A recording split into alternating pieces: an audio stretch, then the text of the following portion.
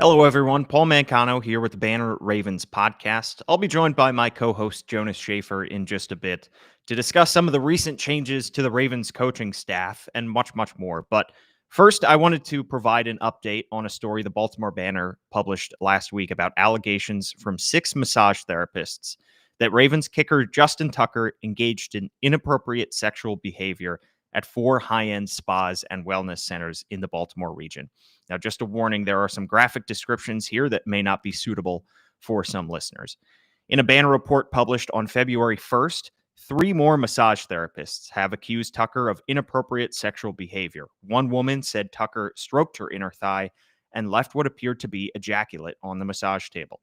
In all, 9 therapists from 5 high-end spas and wellness centers have shared their accounts with the Banner, and 2 spas, management said they banned him from returning.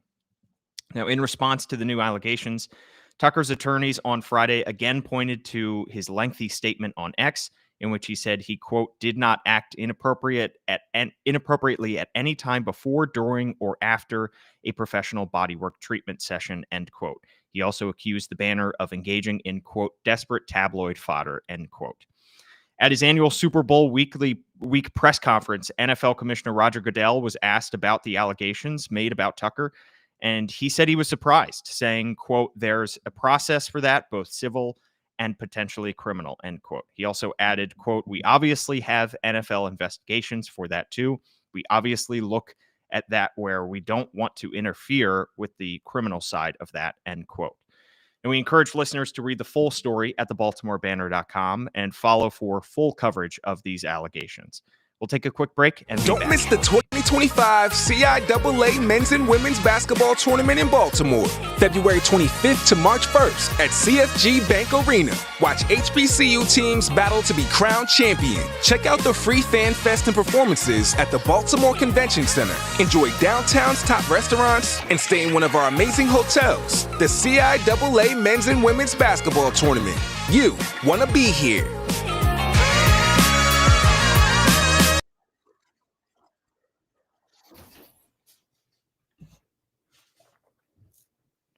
All right, Jonas, we are back here on the Banner Ravens podcast.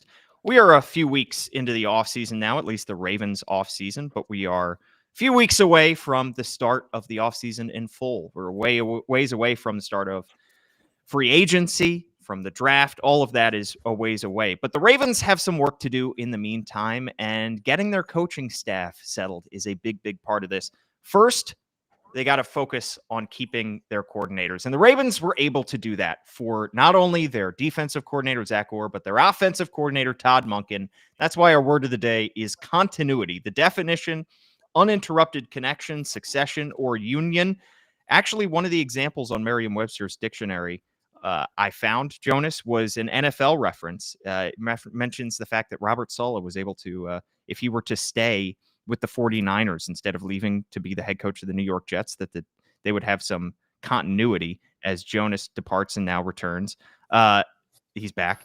Jonas, getting Todd Monken back. He flirted with a couple teams. He interviewed with a couple teams to be their head coach, but he is coming back to be the Ravens offensive coordinator. And you got to love the continuity that the Ravens are keeping here on offense. Yeah, I mean, it's exceedingly rare that you have an offense that was this dominant and then basically lose no one from the head coaching staff, no brain drain whatsoever. Not only do you have Todd Monken back after his second straight top 5 offense, you got T. Martin back as the quarterbacks coach. Assuming that there are no late stage offensive coordinator hires. Lamar's going to be a 2-time MVP. It's very rare that you see the guy who is pulling the strings behind him in the position room not move on to a higher position. We've got Travis Switzer too, who was someone who I started looking into late in the season. If the Ravens had beat the Bills, I think I would have released a feature story on him.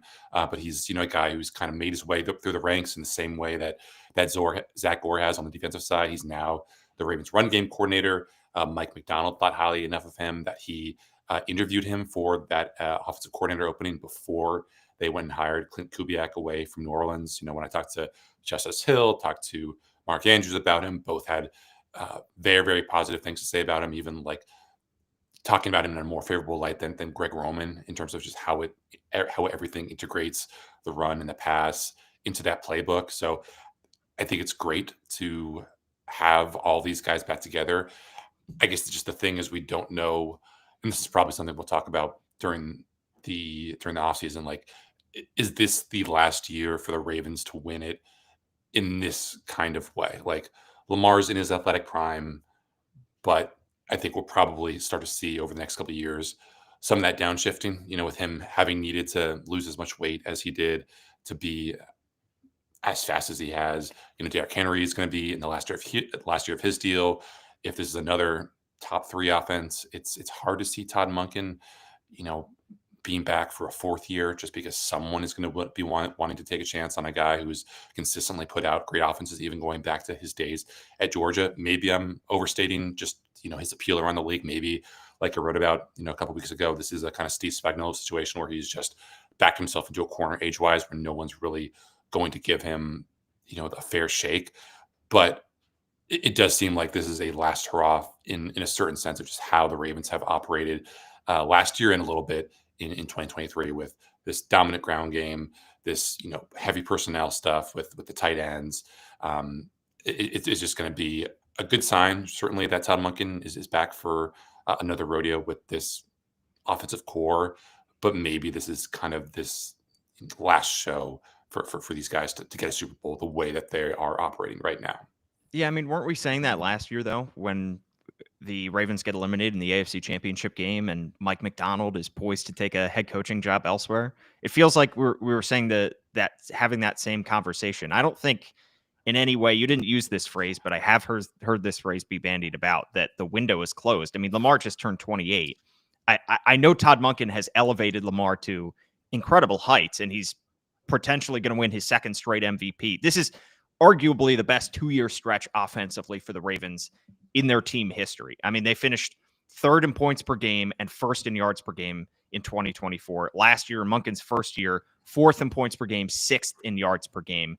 Derrick Henry is a finalist for Offensive Player of the Year. Lamar Jackson's a finalist for Offensive Player of the Year. I mean, this is obviously Todd Monken has done great things with this offense, but Lamar Jackson did win an MVP before Todd Monken got here. And maybe the years after, the final years of the Greg Roman era, they might have looked different had Lamar stayed healthy for the entire season. So I mean, even if they lose Todd Monken in a year's time, I still feel good about this team's ability they might have to change their identity somewhat, but I still feel good about the results of this era and the ability of this team to be able to figure it out, of the ability of John Harbaugh to hire somebody else, to hire a good replacement for Todd Monken.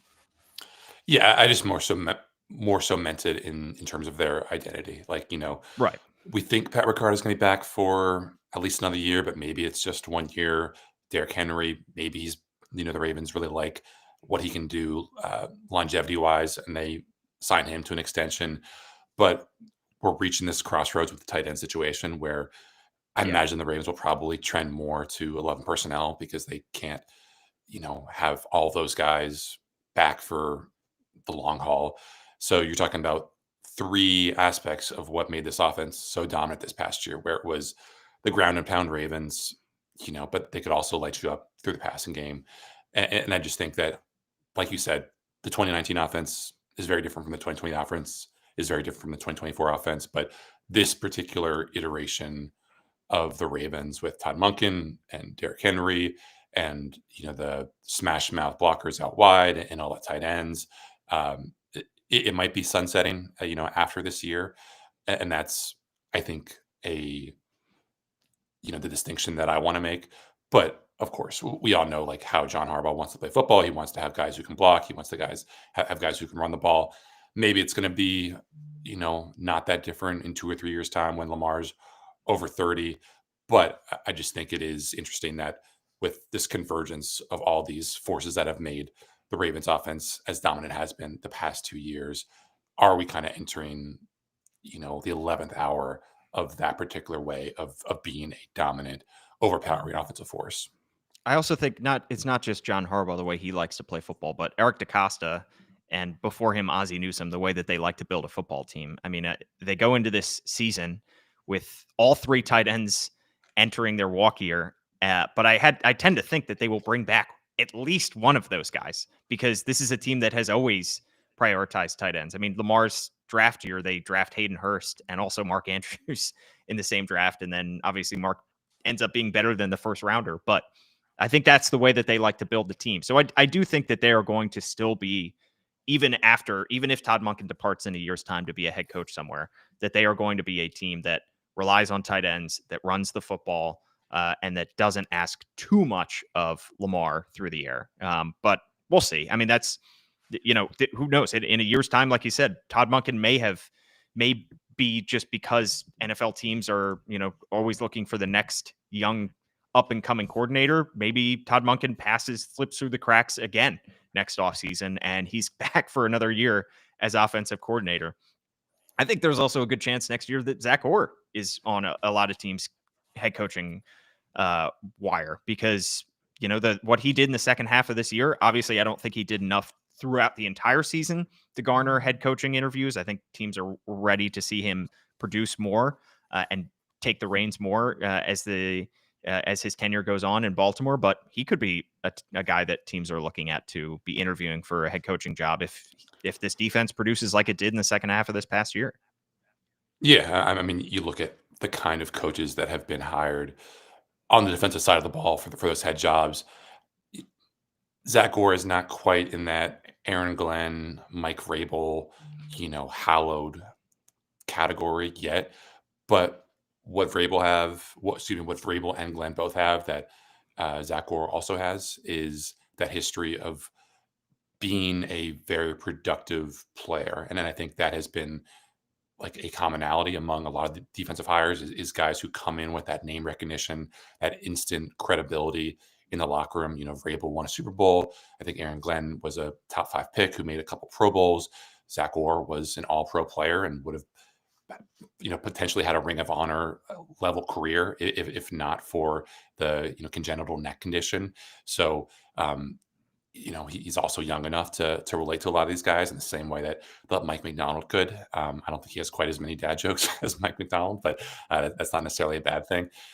So it's going to be interesting to see just how quickly his name proliferates among some of these coaching lists. I mean, we've seen, for crying out loud, like Chris Horton be on, head coaching hot lists even this year when the special teams was as bad as it's been under John Harbaugh in nearly a decade. So there is always that willingness to try out the Ravens coaching tree.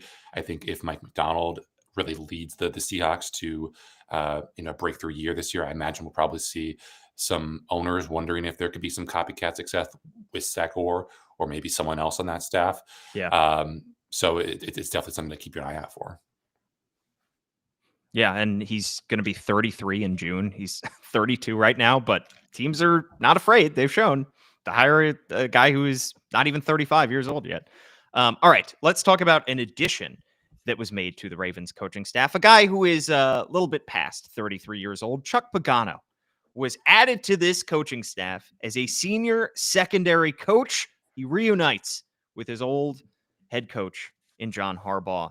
He was the secondary coach of the Ravens from 2008 to 2010. He was the defensive coordinator for just 1 year in 2011 before he was hired away to be the Colts head coach from 2012 to 2017 and oversee the development of Andrew Luck. Of course, went through personal struggle, battling through leukemia, came back to be the head coach of that team and to take them to the playoffs.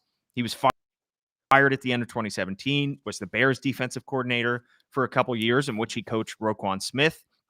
Then he retired after the 2020 season, and he hasn't done anything in a coaching capacity since then in the NFL. And now he comes in to assist this secondary, and I think this is a fun little add to Zach Orr's staff. He adds a little bit more of a veteran voice to his staff. Yeah, and when he went on Pat McAfee, where obviously he had been contributing and maybe will still continue to contribute, he talked about how he wasn't really interested in having all the accoutrement of being a head coach or defensive coordinator. He doesn't want that pressure anymore in his life. He's obviously still moving back to Baltimore to be close to the facility so he can work. But it seems like he was content to just kind of be this support level staffer, work with Zach Orr, work with John Harbaugh. If you listen to his recounting of how he came back to Baltimore. It was pretty interesting that this wasn't really the plan. He was just recommending another coach to John Harbaugh to hire to his staff. And I wonder, given his Italian American heritage, whether that guy was indeed Tyler Santucci, who we're going to talk about in a quick sec.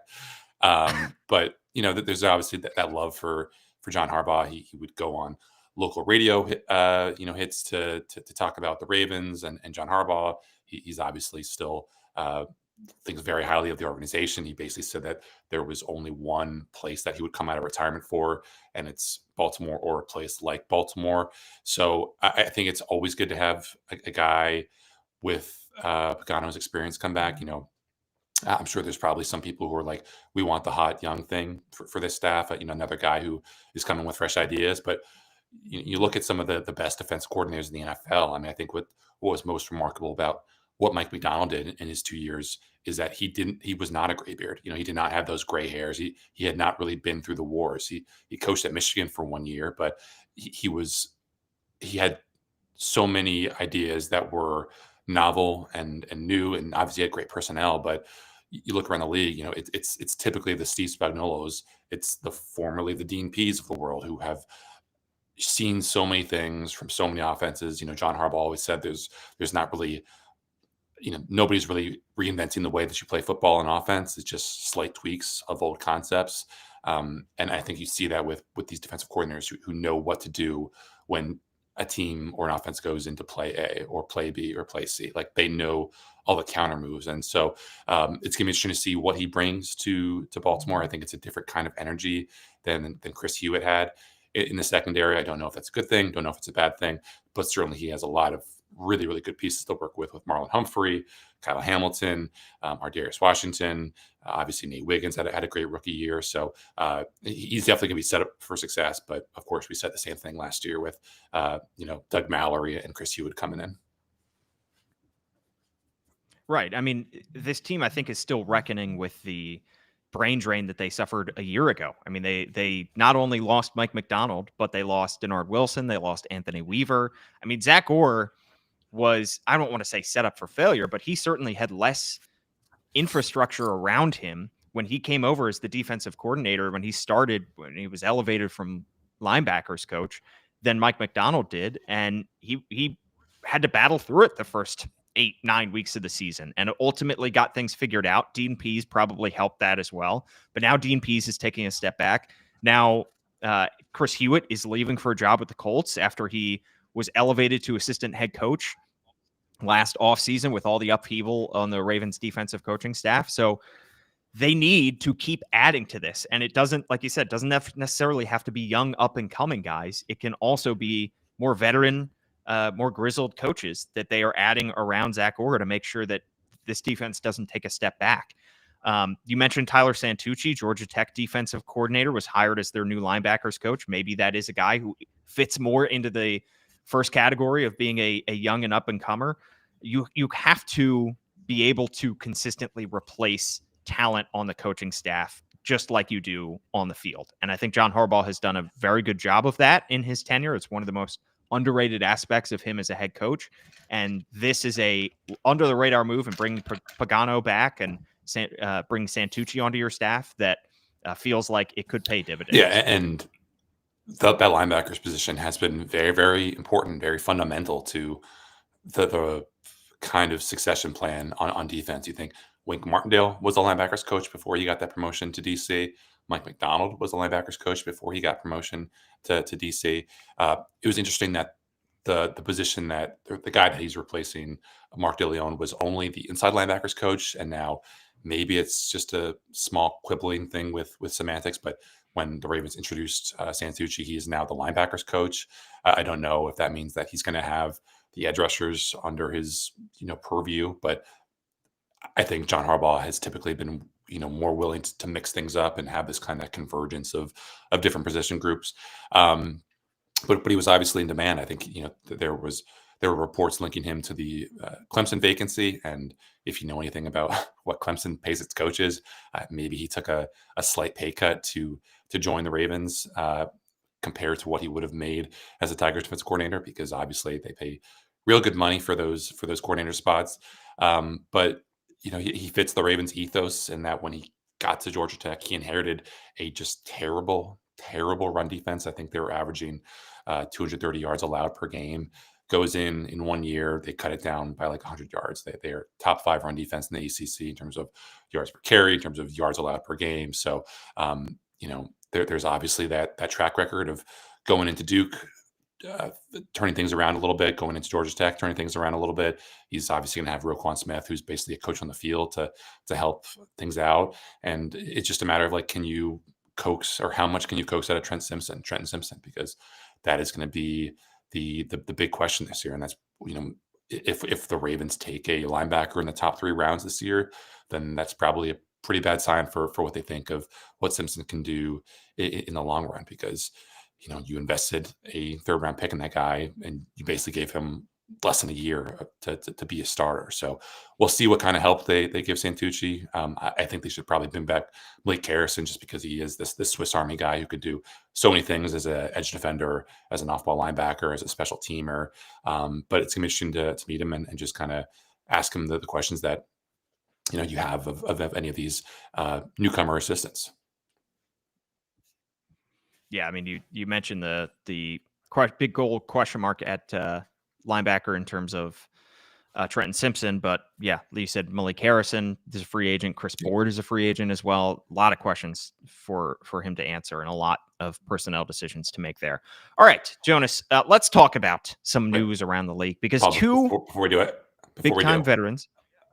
Oh, I got yeah. a question for you. You have a question for me? So we know that Pagano was a Pat McAfee guy. We also know that Kyle Van Noy has been on McAfee several times. I think Mark Andrews has been on at least a couple of times. I remember, I'm not a big Pat McAfee watcher. I'll tune in when they have Ravens-related subjects. I'm not either. During, I think, one of the final regular season interviews with Kyle Van Noy, they asked him if he thought that he could get Lamar on the show. So my question for you is, which do you give better odds to for 2025? Lamar Jackson appearing on McAfee, or Lamar Jackson winning a 3rd straight MVP? I thought you were going to say of Lamar Jackson appearing on the Banner Ravens podcast. Winning a 3rd straight MVP, so winning next year.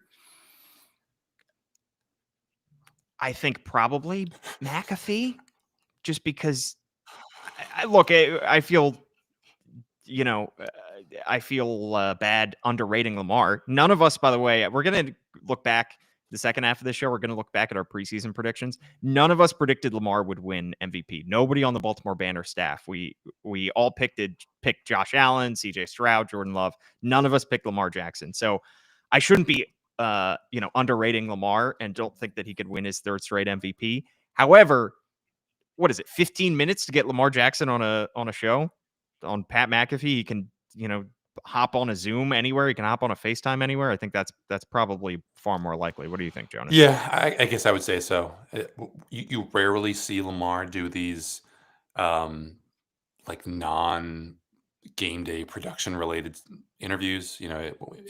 It's him talking with Lisa Salters, or him talking with Chris Berman, or someone, him doing a sit-down interview with a primetime game related pregame show. Like, I think he's occasionally done some national radio hits, but he has not been a Pat McAfee guy. He's not even been a Manning cast guy. I think that's probably the most surprising omission from his publicity credits. We've not seen. I mean, I would be willing to wager that, like, of the 20 to 25 established quarterbacks in the NFL, like, every single one of them has been on the Manning cast, except for Lamar, which has always been curious, because obviously, I think Lamar respects the greats. He obviously adores Tom Brady. I'm sure he's probably sick of the Peyton Manning comparisons, but he definitely respects what he did in Indy. But we just have not seen Lamar be willing to kind of put himself out there on a kind of freewheeling show format, like a Manning cast or a McAfee. Yeah, freewheeling is a good way to put it, because he has done more media. He's done more non-traditional media, I think, the last couple of years, last offseason in particular. I mean, the GQ stuff he did this past year, where he was talking about his cologne. There's he has opened himself up, I think, to more media opportunities. What would it take to get Lamar Jackson to star in a Super Bowl commercial? That's my question. Get a Doritos commercial, an avocados from Mexico commercial. That would be great. I don't know, TurboTax commercial. GoDaddy? I feel like the possibilities. You could open yourself up though to like a Tua Tagovailoa situation where he was on like an ad for Paramount Plus, I think it was, and there was a joke in there about how he had no arm strength, and that just became a meme. So you got to be really careful. There's a fine line between knowing what the national conversation about you is and playing into that, and also just making yourself a meme. Yeah, I guess I would say probably wait for Super Bowl until you get that Super Bowl commercial. That way you're bulletproof. But if you're getting paid a couple $1 million to do 30 seconds of TV ads, then go get that bag, Lamar. Exactly. All right, let's talk about a couple guys who have hit the trade block seemingly in the NFL. Myles Garrett has requested a trade from the Cleveland Browns, and Rams wide receiver Cooper Kupp might be on the trade block as well. Jonas, let's start with Myles Garrett. You wrote about this for the BaltimoreBanner.com, where people can subscribe just $1 for 6 months. This would be an incredibly difficult trade to pull off because we're talking about two teams in the same division, and we are talking about a Hall of Fame talent in Myles Garrett. However, the talent is so good, it is worth picking up the phone for Eric DeCosta and at least seeing what it might take. What do you think it would take to get Myles Garrett to Baltimore, and is there any shot that EDC can get something done? I think you would probably need the NFL version of Nico Harrison and Rob Pelinka to make this happen. It's just, it's so bloody unlikely because of everything that's involved. Mainly because this would be a intra-division trade, and like 95% of the teams that are listed on these early, short lists for contenders in a Myles Garrett trade are NFC teams, which makes sense. You don't want to trade Myles Garrett to a team that you see certainly twice a year and perhaps once a year, or even, once every 2 years. You want to get him as far away as possible for as much capital as possible. And I think the Ravens definitely have a need for a guy like Myles Garrett, but so does every other team. And, if I'm Andrew Berry, the Browns GM, I'm probably cognizant of the fact that, like, if I trade him to Baltimore, the chances of me getting a pick, a first round pick better than like number 29 or number 29 overall are pretty slim. Because I think if you put Myles Garrett on this team, it's basically you're walking to the AFC Championship game, whereas maybe if you trade him to the Commanders, Jaden Daniels has a little bit of second year regression. The rest of that roster is still a little bit iffy, as we saw just with how easily they got handled in that NFC Championship game against the Eagles. So there's a lot of factors at play, but the main one being no way in hell are the Browns going to consider picking up the phone when Eric DeCosta calls. Yeah, but did you see Lamar Jackson retweeting it? Did you see Chuck Pagano quote tweeting Myles Garrett's post with a raven emoji? It's closer to a crow emoji, but that's as close as we can get to a raven. Maybe they're working behind the scenes to try to get Myles Garrett to Baltimore. Yeah. I mean, it's not like the NBA where he can just kind of pick his team. And unless the Browns GM Andrew Berry just picks up the phone and wants to negotiate exclusively with Eric DeCosta because he wants the Ravens equivalent of Anthony Davis. I don't think that there's a trade to be made there. It's an exciting proposition, and it's going to be fun to follow, and it at least will most likely benefit the Ravens long term because you're taking one of the best players in the NFL off a division rival, but I just don't think he's moving to Baltimore, unfortunately. How about Cooper Kupp, though? NFC team. Ravens have a couple guys who are hitting free agency at the wide receiver position, Nelson Aguilar, Tylan Wallace. Do they take a big swing on a guy who is 32 but has had tremendous production throughout his career?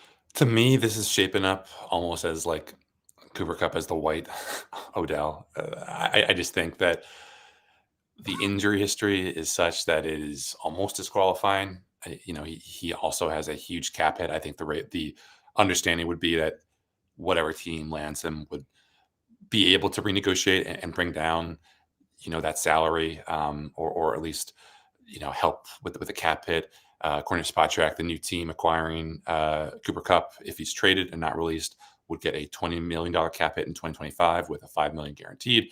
And then again, a $19.9 million cap hit in 2026. That would also be non-guaranteed. So you could cut him pretty easily after this coming 2025 season. But I just go back to like the fact that he has fallen off pretty steadily and pretty scarily over the past 4 seasons. 2021, that's his Triple Crown season. He goes for almost 2,000 yards.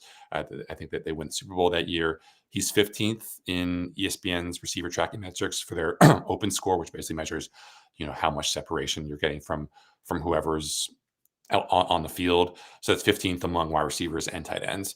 2022, very productive start to that season, 812 yards in 9 games, but he falls to 71st in open score. 2023, 737 yards in 12 games. He falls down to 102nd. And last year, another injury-shortened season, 710 yards in 11 games. He ranked 141st of 159 eligible wide receivers and tight ends. He was in the same neighborhood as Nelson Aguilar. He's a bigger body guy, because he's great after the catch. It probably doesn't matter as much if he's not getting as reliably open, but this is the same offense. This is the same quarterback for the most part. It's the same offensive genius, in Sean McVay trying to scheme him open. You could also even argue that these past 2 years, he's had even less pressure because he's had Puka Nacua basically become the Batman to his Robin in the situation. And still, he hasn't been able to get as reliably open.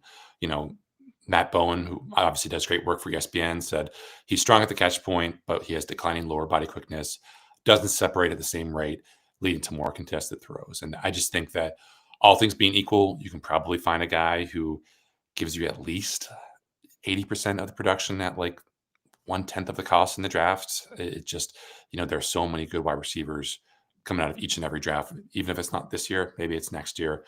And I'm just not in love with the idea, especially after we saw how onerous kind of the cap situation with Odell ended up becoming for the Ravens, that you want to throw even more good money after bad in a situation like this.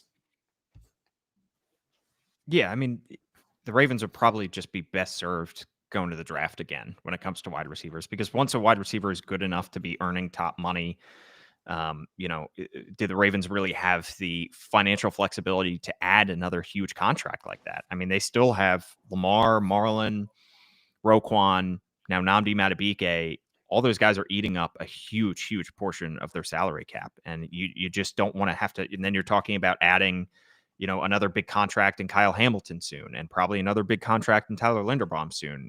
You don't really have the financial flexibility, I don't think, right now to add another massive contract to that mix. And if it's just for 1 year, fine. But I don't think you're getting the most bang for your buck there. Yeah, in Cooper Kupp. I still think this offense needs to add a piece. I just don't. Yeah, I mean, if you have $20 million to spend, wouldn't you rather spend it on Ronnie Stanley than Cooper Kupp? Yeah, exactly. All right. Well, let's talk about what's coming later this week, Jonas, because tomorrow we get the NFL honors, and it doesn't start until like 9:00, which they just don't want us to sleep, do they? They just choose not to allow us any free time when we were covering this team. Crimea River, I know, but it's going to be a late night for us tomorrow night. Got a couple Ravens up for some awards. You may have heard Lamar Jackson's up for MVP. He's also up for Offensive Player of the Year. Derrick Henry's up for Offensive Player of the Year. And at some point tomorrow, I'm not sure exactly when, but we will find out whether two Ravens, Terrell Suggs and Marshall Yanda, have made the NFL Hall of Fame. Do you think either of those guys, or both of those guys, is going to get in on their first ballot? It's a pretty static class, so I don't think both those guys will get in. I think Suggs is probably more likely. I'd say he's probably 50-50. I mean, I think most of these guys at this point know by now whether they've gotten in. I believe, I think Willie Anderson, the former Ravens offensive lineman, but who spent most of his career, I believe, with Cincinnati, tweeted something like, well, I guess there's always next year. So these guys might have already gotten the knock on the door. Let them know whether they got in or not. And maybe that'll leak before Thursday night. But I think it's always going to be tougher for a guard, even one as awesome as Marshall Yanda, to get in on the first ballot. Whereas Suggs, with him being a perennial Pro Bowler, a former Defensive Player of the Year, a guy who won a Super Bowl, I think he probably has much better odds. I don't know if he's going to get in, but I'd say it's probably pretty close as to whether he gets that knock. Yeah, when it comes to the other awards here, the 2024 seasonal awards, I think Lamar, given how the AP vote turned out, I think Lamar is going to win his third career MVP, and I'm just not looking forward to the social media conversation around that. But Josh Allen also lost in the AFC Championship game, so it's not like the Bills have much ground to stand on if and when Josh Allen loses. I do think that Derrick Henry probably doesn't have a great shot at Offensive Player of the Year. I think that award's probably going to go to Saquon Barkley, and I think Lamar is also not going to win that because the quarterback hasn't won Offensive Player of the Year since 2018 when Patrick Mahomes won that and MVP. Also, what does it say that Josh Allen is not up for Offensive Player of the Year, but he is up for MVP? Doesn't seem great, right, for his MVP chances? I don't know. I don't think it really matters. I don't know think how any quarterback in the Offensive Player of the Year ballot is just being ignored for the most part. Yeah, and I think that's kind of how it should be because MVP has been so dominated by quarterbacks. It's a good opportunity for the other guys on offense to win an award. All right, Jonas, let's go back and look at our preseason predictions. It's time for hindsight. That could have been our word of the day today because we with the benefit of hindsight, we realized just how foolish we were 6 months ago when we made these preseason predictions. And we predicted the Ravens record. We predicted the Super Bowl champ. We predicted who would win MVP. We predicted a midseason trade. Jonas, it's time to pay the piper. Let's look at our individual game-by-game predictions because on each episode before a game, we did make a score prediction. And I fared far better in that category than you did, Jonas. I was 15-4 in pregame predictions. You were 11-8. I kind of cleaned the floor with you there. I went against the grain on a lot of stuff. I think I probably You did. I probably did better against the spread maybe than not. But we don't have those results. Curiously, Paul, I'm wondering if you're excluding something. But yeah, if you would like to go back and dig that up, by all means. I got the results that mattered most, which was the playoff loss. You insisted that the Ravens would still be alive at the end of the season, and here we are. Me having predicted the Ravens losing to Buffalo, and you selfishly expecting them to go all the way. But I also what I did was I spread out my predictions, so I gave a different prediction in a lot of different places so that I could always find one that was correct. Because in our preseason predictions on the BaltimoreBanner.com, I predicted that the Ravens would go 10-7, but on the podcast, I said they would go 11-6. So I was, doubling my chances. However, I was wrong in both areas because the Ravens won 12 games. But I did have them losing to the Buffalo Bills in the divisional round. I think I deserve some kind of credit for that, Jonas. I'm not going to give it to you. No? You had them going to the Super Bowl on a magical Super Bowl run, winning 11 games, going 11-6, winning the division, going to the Super Bowl and losing to Jordan Love and the Green Bay Packers. My Super Bowl prediction was the Lions over the Bills. I still think if the Lions had been healthy, that we might be looking at a Lions Super Bowl appearance. However, that it wasn't meant to be. We both predicted a mid-season trade. You threw two names out there. You said the Ravens might trade for Kendrick Bourne or Darius Slayton. I said the Ravens might trade for Devontae Adams. They did trade for a wide receiver. It was neither of those guys. It was Deontay Johnson, and they wish they had. And we did get you're like a quarter right because we did get the Devontae Adams, Edgar Allan Poe Instagram post or story or whatever that was. So spiritually, you're kind of right. Spiritually, I'll take that. All right, and then we got to list out all our words of the day, Jonas. We had continuity was our word of the day today. That adds to a long, long list. I went back and listened to every one, Jonas. I'm going to read these out. Stationary, Wick, Soporific, Josh, Bubble, Hiccup, Infinitesimal, Mania, Comprehensive, Parson, Vexing, Crunch, Drunk, Beltway, Command, Trimester, Poison, Schadenfreude, Butterfingers, Disguise, Impeccable, Underwhelming, Barn Burner, Rivalrous, Kryptonite, Fraternal, Craven, Bell Cow, Unreliable, Roleplay, Dumpster Fire, Laugher, Tiebreaker, Birth, Netflix and chill, singular, illness, repeat, soft, bulldoze, sub-freezing, self-defeating, and accountability. What was your favorite of those, Jonas? Probably Netflix and chill. It's a phrase, not even And a yeah, word. we put it in. But I forget. Have I told you about how I have been cited in a Merriam-Webster word of the day? No. So back when I was This is just freelancing for Go ahead. the Washington Post, right out of college, I got the chance to cover the Washington International Horse Show, which is about what you'd expect. All the kind of folks in the equestrian world went to the Verizon Center and just set up shop there, and I did something just previewing it basically.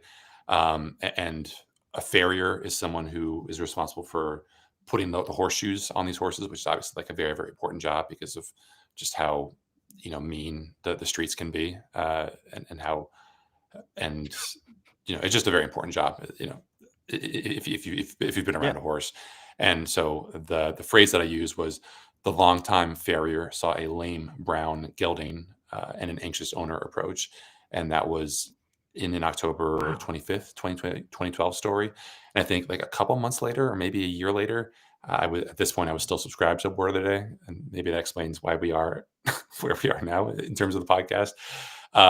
But there was my name quoted in a Word of the Day story. I was like, holy shit, I made it. That's awesome.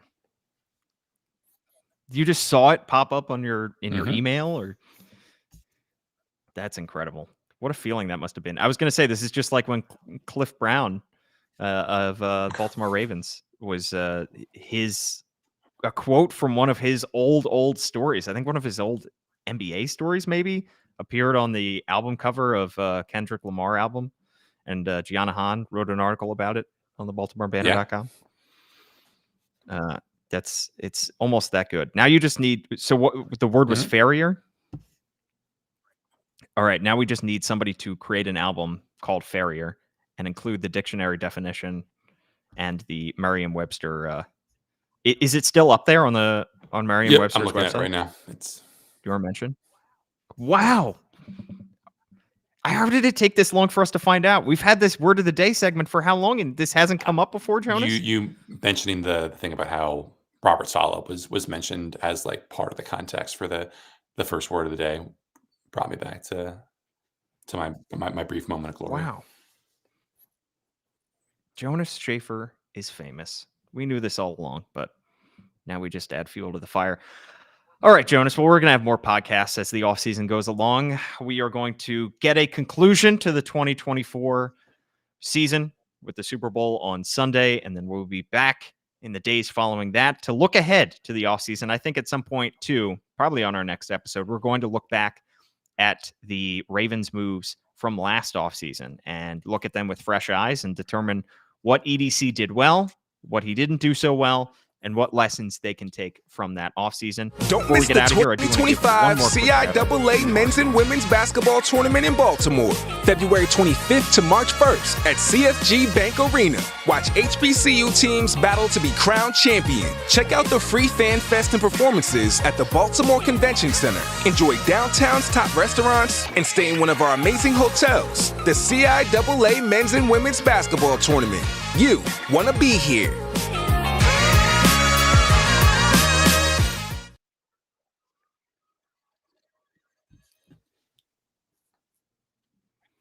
All right, that just about does it for the Banner Ravens podcast today. Follow Jonas at Jonas_Shaffer on all your favorite podcast platforms. I'm at Paul Mancano and at All Banner Sports. Like, rate, review, subscribe anywhere that you are listening. You can watch us live on X and on YouTube as well each week. Write us a 5-star review, and I will read it out here on the show. I've done